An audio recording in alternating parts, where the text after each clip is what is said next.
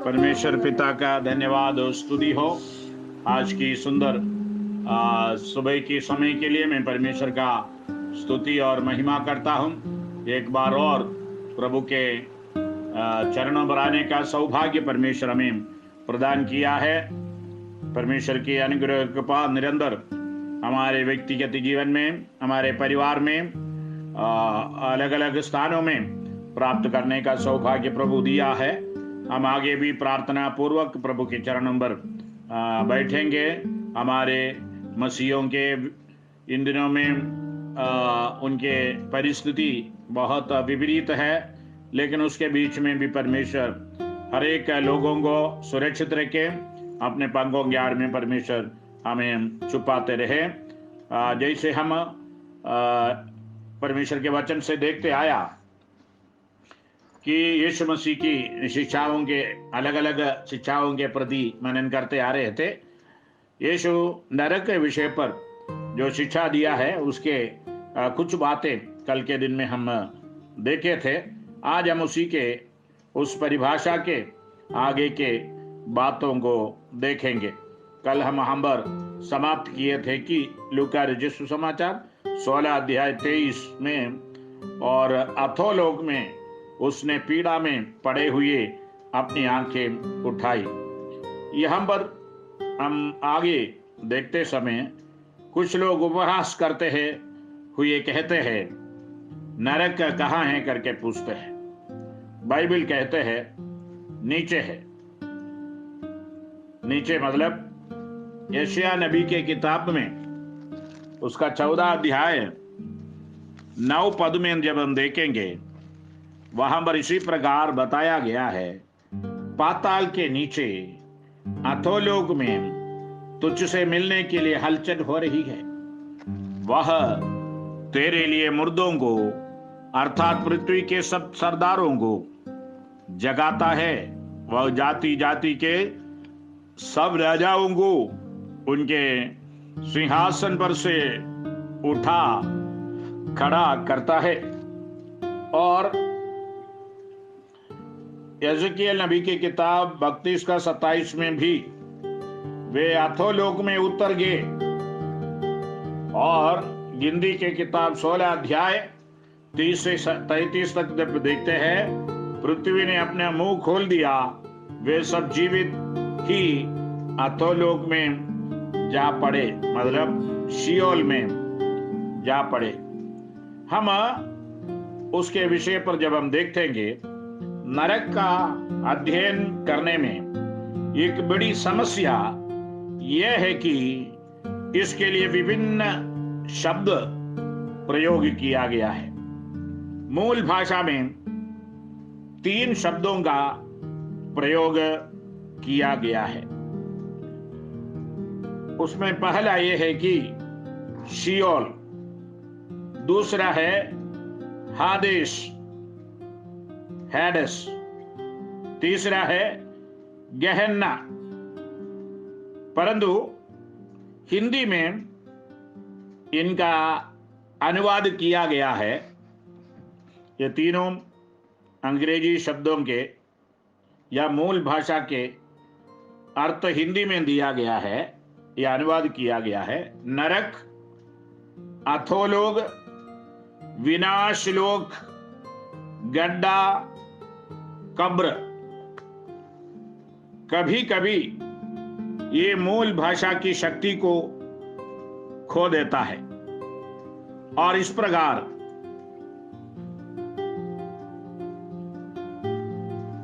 यहोवा witness जैसे लोगों का या दूसरों को ये कहने का बहाना मिल जाता है कि नरक केवल कब्र है करके कहता है। ऐसे भी शिक्षा लोग दिया जाता है, उसके ऊपर मैं बोलना नहीं चाहूंगा।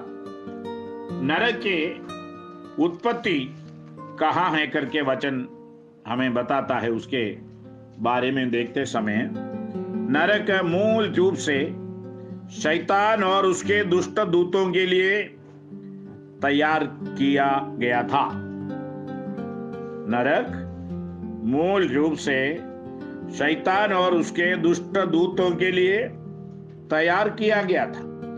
जो अनाज्ञाकारिता किया, परमेश्वर के विरुद्ध कार्य किया, वही दूतों को परमेश्वर ने तैयार किया हुआ जगह है।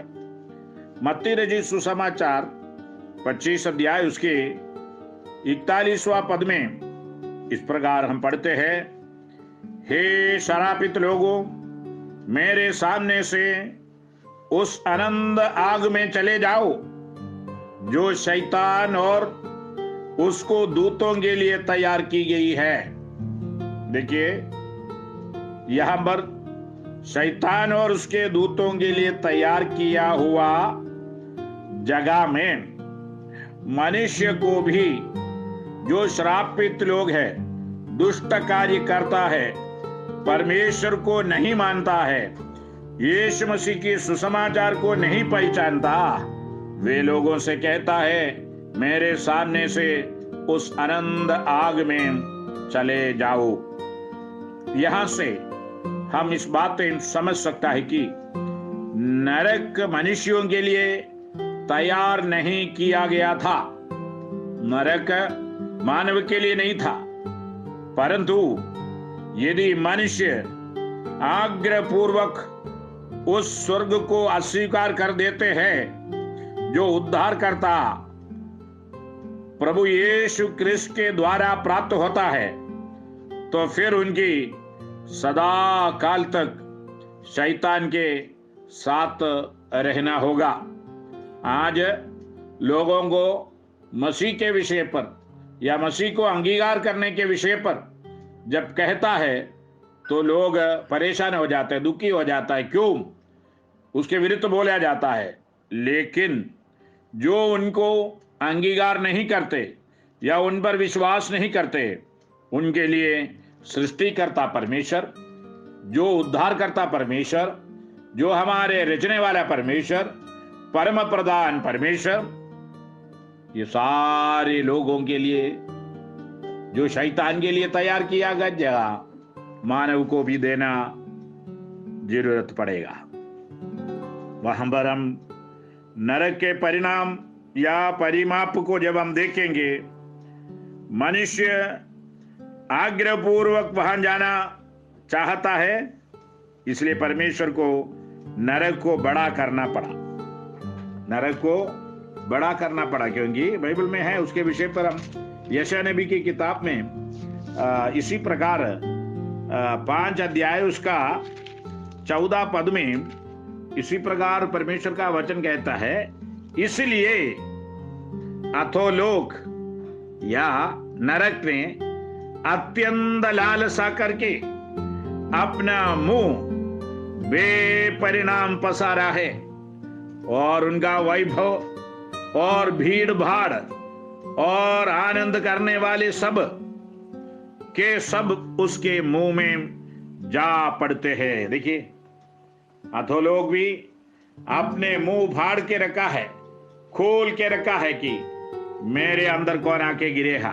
बेबाबेली वो शब्द इस्तेमाल किया है कि अत्यंत लालसा करके अपना मुंह बेपरिमाण पसारा है, उसका वैभव और भीड़ भाड़ आनंद करने वाले सबके सब उसके मुंह में जा पड़ते हैं।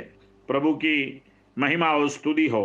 इसलिए हम ये बातें सोचना और समझना है कि पाताल में, अधोलोक में या विनाश लोक में, नरक में, उस गड्ढे में जाने से बचकर हमें रहना है। नीति वचन की किताब 27 अध्याय उसका 20वां पद जब हम देखते हैं, जैसे अधोलोक और विनाश लोक, वैसे ही मनुष्य की आंखें भी तृप्त नहीं होते हैं। देखिए, उस उदाहरण के लिए ये बताया गया है कि मनुष्य का आंख इतना देखना चाहता, गहरे में जाना चाहता या उसी को पाना चाहता, उसको अलग अलग अर्थ हम उसके लिए दे सकता है। उसी प्रकार नरक भी है करके वचन में सिखाता है। इसलिए प्रियो, हम जब ये परमेश्वर के पवित्र वचन के पवित्र शास्त्र के अंदर जो नरक के विषय पर बताया हुआ अनेक विवरण बाइबल के अंदर से हम पाए जाएंगे। सुसमाचार में विशेषकर ढूंढने से हमें मिल जाएगा। नरक का विवरण ऐसा दिया है कि नरक जो है, पहला ये है, ये दंड का स्थान है। ध्यान दीजिए, ये परमेश्वर मानव को दंड देने का स्थान है। मत्ती 25:46 में लिखा है, ये आनंद दंड भोगेंगे परंतु धर्मी आनंद जीवन में प्रवेश करेंगे। जो परमेश्वर को नहीं पहचानता, मसीह यीशु को ग्रहण नहीं करता, वे आनंद दंड भोगेगा। और जो धर्मी होकर पवित्र जीवन बिताने वाले आनंद जीवन में परमेश्वर में प्रवेश करेगा, स्वर्ग राज्य में प्रवेश करेगा। उसका विवरण दूसरे भाग में लूका रचित सुसमाचार 16 अध्याय उसका 23वां पद में जब हम देखते हैं, वहां पर लिखा है कि यह पीड़ा का स्थान है। पीड़ा, वहां पर उसको हम पढ़ते समय अधोलोक में उसने पीड़ा में पड़े हुए अपनी आंखें उठाई। जलने वाले जलते हुए आग में पड़े पड़े उस अधोलोक में से अपने आंखें उठाकर स्वर्ग की ओर देखा। तब धनवान ने ये देखा कि उनके घर के सामने जो गरीब निर्धन लाजर रहता था, वो अब्राहम के गोद में बैठे हुए देखा। पीड़ा सहते सहते वे चिल्लाते हैं वहां पर अपने भाइयों के प्रति, अपने घर के लोगों के प्रति। इसलिए हमें इसमें से ये बात हमने समझ सकता, यदि हमारे घर से इस प्रभु को ना जानते हुए कोई मरा हो, वो वापस आकर हमको नहीं बता सकता। जैसे धनवान ने बोला कि मेरा भाई लोग वहां पर है, मेरा 5 भाई है, उनके पास आप इसको भेजो, हो सकता वे लोग विश्वास करें। मैं कभी कभी बोलता हूं, यदि मरा हुआ आदमी कल के दिन में हमारे घर के सामने आएगा तो हम मरे बड़े लोहे लेके आएगा, झाड़ू लेके आएगा, मारने के लिए आएगा उसी को, क्योंकि ये भूत है करके बोलेगा। हम विश्वास तभी भी नहीं करेंगे। यदि परमेश्वर रहम कर किसी मरे आदमी को हमारे घर के अंदर भेजा है तो हम भूत कहकर चिल्लाकर और कुछ करके उसको भगाने के लिए कोशिश करेगा। इसलिए उसी में से हमें ये बचना है। आज हमें परमेश्वर बुद्धि और ज्ञान और समझ दिया गया है। परमेश्वर का वचन अलग अलग रूप में प्रचार किया जाता है, अलग अलग माध्यम से परमेश्वर का वचन यह इस धरती पर भेजा गया है। बाइबल जो पढ़ नहीं सकता टीवी में देख सकता, टीवी में जो देख नहीं सकता रेडियो में देख सकता, प्रेज़ द लॉर्ड सुन सकता है। और आज अनेक प्रकार की सोशल मीडिया में इसका प्रचार निरंतर सुनाई देता है। प्रियजनों, यदि हम अपने जीवन को आने वाले दंड से बचना हो, आने वाले पीड़ा से हमें बचकर रहना हो, आज हम अपने जीवन को परमेश्वर के सन्मुख पर समर्पण कीजिए, अपने जीवन को प्रभु के हाथ में दे दीजिए। उस पीड़ा का स्थान से हमें बचा लीजिए। वर्तमान समय मरने के बाद चाहे हम कितने भी कार्य करें, कितना भी पूजा करें, कितना भी मन्नत मारे, कितना भी कुर्बान जो हम करते रहे, कोई फायदा नहीं। जब जीवित रहता है उसी समय आपको अंगीकार करना होगा। प्रभु की महिमा उसके लिए। हालेलुया। सुंदर उदाहरण निकोदेमुस से यीशु कहता है कि जब तुम नए सिरे से न जन्मे तो स्वर्ग का राज्य देख नहीं सकता है। इसलिए हम जीवित रहते समय वो हमें नए सिरे से आत्मिक बनकर प्रभु में बने रहना परमेश्वर चाहता है। इसलिए आज परमेश्वर हमें एक और दिन दान के रूप में दिया गया है कि हम उसको ग्रहण करें। उस पीड़ा के जगह से, दंड के स्थान से परमेश्वर हमें बचाना चाहता है। आगे जब हम वचन को देखेंगे, मत्ती रचित सुसमाचार जब हम पढ़ेंगे, वहां पर इसी प्रकार लिखा, मत्ती 13 का 42 अध्याय आयत को जब हम देखेंगे, वहां पर इसी प्रकार मत्ती रचित सुसमाचार 13 का 42वां पद में लिखा है, उन्हें आग के कुंड में डालेंगे जहां रोना और दांत पीसना होगा।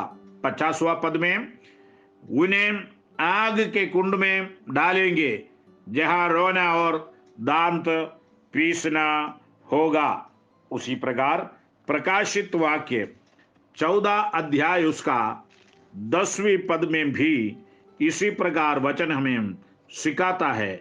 वह परमेश्वर के प्रकोप की निरी मदिरा जो उसके क्रोध के कटोरे में डाली गई है पिएगा, और पवित्र स्वर्ग दूतों के सामने और मेमने के सामने आग और गंधक की पीड़ा में पड़ेगा। देखिए, आग और गंधक की पीड़ा में पड़ेगा। नरक के विवरण 3 जगह में वह अग्नि का स्थान है। वहां यहाँ पे यही शब्द इस्तेमाल किया गया है कि गंधक में, आग और गंधक की पीड़ा में पड़ेगा। उसके लिए हम और भी जगह 20 अध्याय, प्रकाशित वाक्य 20 अध्याय उसका 15 पद में भी हम इसी प्रकार देख सकता है, जिस किसी का नाम जीवन के पुस्तक में लिखा हुआ न मिला वह आग के झील में डाला जाएगा। प्रभु की महिमा और स्तुति हो। यहाँ पर भी जिस किसी का नाम जीवन के पुस्तक में नहीं मिला उनको आग के झील में डाला जाएगा। प्रभु की महिमा और स्तुति हो।